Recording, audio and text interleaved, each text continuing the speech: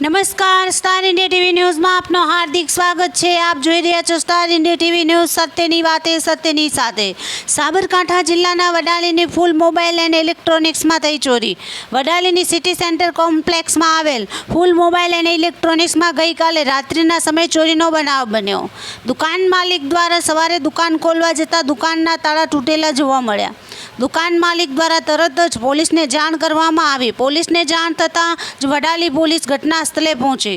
Vadali police દ્વારા Phool mobile and ઇલેક્ટ્રોનિક્સના CCTV footage check કરીને ચોરને પકડવાના ચક્રો ગતિમાન કર્યા। સ્ટાર ઇન્ડિયા ટીવી ન્યૂઝ અવગઢ રિપોર્ટર શાહબુદ્દીન શિરોયા, જિલ્લા સાબરકાંઠા।